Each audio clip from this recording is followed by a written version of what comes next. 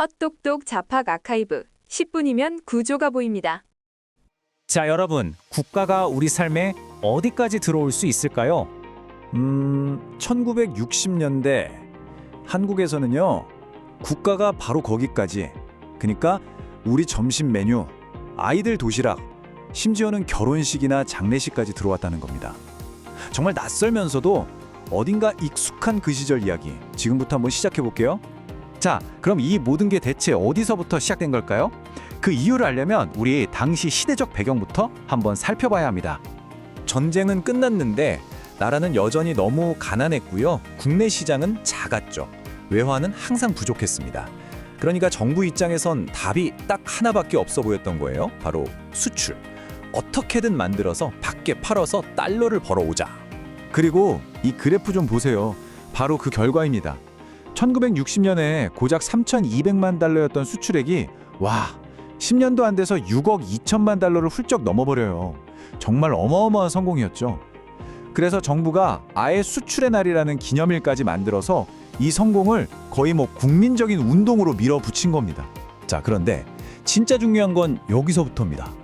이 수출이라는 국가적인 목표가요, 그냥 공장 담벼락 안에만 머물지 않았다는 거예요.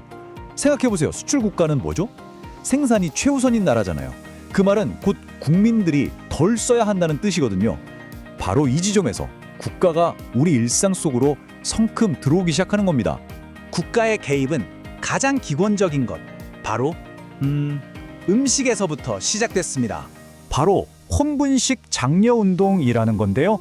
쉽게 말해서 쌀이 부족하니까 잡곡이나 밀가루를 섞어 먹으라는 거죠. 근데 이게 그냥 권장 수준이 아니었어요. 여기 보시면 아시겠지만 매주 수요일하고 토요일 점심에는 식당에서 아예 쌀밥 메뉴를 팔지 못하게 막아버렸습니다. 국가가 우리가 뭘 씹고 삼킬지까지 그 방향을 정해주기 시작한 거예요. 자, 이제 국가는 식당을 넘어서요, 훨씬 더 사적인 공간으로 들어옵니다. 바로 학교와 가정이죠. 이게 참 웃기면서도 슬픈 장면인데요.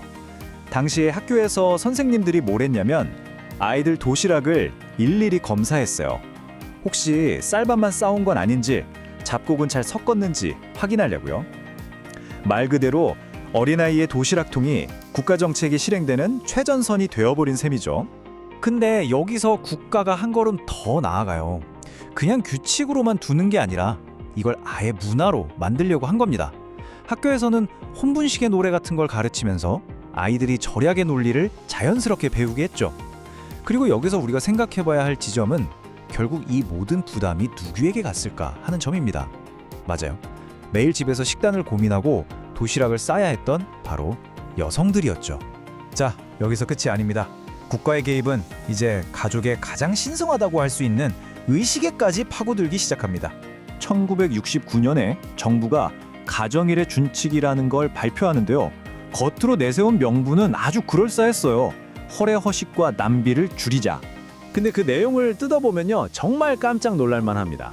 약혼식은 아예 없애라, 장례는 5일 안에 끝내라, 전통적인 상여 행렬 같은 것도 하지 마라. 그러니까 이게 무슨 뜻이냐면요, 국가가 이제 사람들이 뭘 먹느냐를 넘어서 어떻게 사랑을 축하하고 또 어떻게 슬픔을 표현할지 그 형식 자체를 정해주려고 했다는 겁니다. 자, 이제 이야기는 점점 더 깊은 곳으로, 중심으로 향합니다. 바로 국가가 개인의 생각 그리고 욕망까지 통제하려고 했던 시도에 대한 이야기입니다. 생각해보세요. 수출로 먹고 사는 나라에서 제일 싫어하는 게 뭘까요? 맞습니다. 밖에서 비싼 물건 사와서 쓰는 거죠. 외화를 낭비하는 거니까요. 이러다 보니 외제 물건을 좋아하는 취향은 더 이상 개인의 취향 문제가 아니게 됩니다. 나라 살림도 모르고 자기 욕심만 채우는 이기적인 행동처럼 여겨지기 시작한 거죠. 그럼 이런 밀수품들 왜 굳이 사람들 앞에서 불태우는 쇼까지 했던 걸까요? 물론 단속의 목적도 있었겠죠. 하지만 그보다 더 중요한 건 일종의 교육 효과였습니다. 이 공개 소각은 사실 거대한 퍼포먼스였던 거예요. 단순히 이 물건은 불법입니다 에서 끝나는 게 아니라 이런 물건을 갖고 싶어하는 당신의 욕망 그 자체가 부끄러운 겁니다 라는 메시지를 사람들 머릿속에 아주 깊숙이 심어주려는 의도였죠. 자, 이제 한 걸음 뒤로 물러나서 이 시대가 가졌던 아주 핵심적인 모순을 한번 들여다보겠습니다. 한쪽에서는요, 정부가 수출의 날을 만들어서 우리가 이렇게 잘했다 하고 화려하게 자축합니다. 경제 성과를 막 자랑하는 거죠. 그런데 바로 그 시간 다른 한쪽에서는 국민들에게 뭐라고 하죠?